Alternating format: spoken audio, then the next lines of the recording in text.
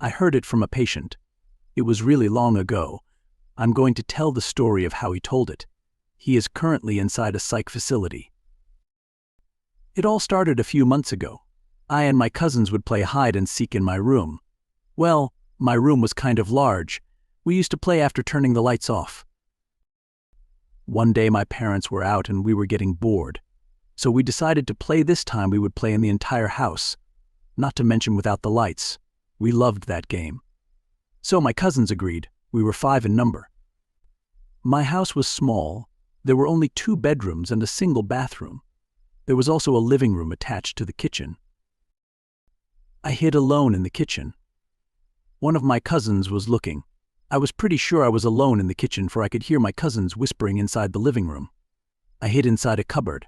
I hid there for a long time. It was midsummer, so I got really sweaty. I crept out from the cupboard. I got under the table. I started fanning myself with my hands. That's when I noticed it. There was someone hiding under the table too. I wasn't scared. I thought it was my cousin. So I pat his back.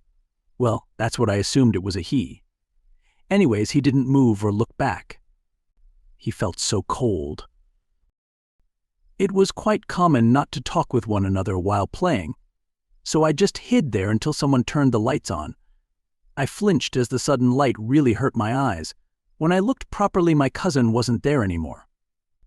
I was kind of shocked. That was barely 2 seconds max. No one can get out from under the table and leave the room that fast. My cousins came looking for me. That night, while sleeping, I asked them if anybody was there with me. All of them had the same answer. They weren't. A month later, maybe, I was reading in my room. I was sitting at the reading table. My parents were watching TV in the living room. I really concentrated on my studies that night. Then I heard something. Someone was sitting on my bed. I couldn't look back. I was afraid too. From the corner of my eyes, I saw a boy sitting there.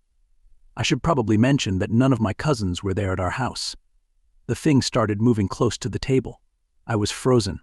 I couldn't talk. That thing came so close to me I could hear it breathing behind me. With all my might, I screamed my heart out. I screamed like hell that night. My parents came running in. They consoled me. I told them about the boy. They said it was in my head. I was maybe too stressed. The third event was really scary. I had gone to one of my friends' home for group study and was late to get back to my house. When I was only a block away from my house, I saw police cars. I started running towards them. There was a body being pulled out on a stretcher. One of my neighbors hugged me. I was kind of in shock. I asked them what happened and where were my parents. She started crying. She said that someone had been inside the house. He murdered my parents with a butcher knife. I couldn't believe what I heard. I asked if they caught the man. The immediate answer from the police was that there were several witnesses that it was a boy. He somehow managed to vanish from the scene as if he wasn't even there. I asked them where could he go. He must be somewhere. After a few days after my parents' funeral, I asked one of my neighbors who was an eyewitness to the murder about the boy they saw in our house. The answer was I kind of hoped it would be. According to her, she was working in her garden and got a clear view of my room. She had seen a boy standing in my room that night. He was standing near my reading table. Then he walked into the living room. He somehow found a knife. The next thing was in a frenzy. Her expression changed as if she saw a ghost. She started screaming that I killed my parents.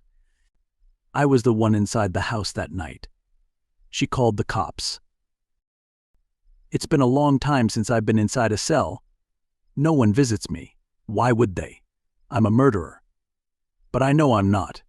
Still to this day, I see him standing in that corner near the table. He stands there and looks at me. I see the murderer of my parents in my own skin, in my own reflection. I wasn't able to verify his story, but I had heard he murdered someone when he was 13. For more scary horror stories, please subscribe to my YouTube channel.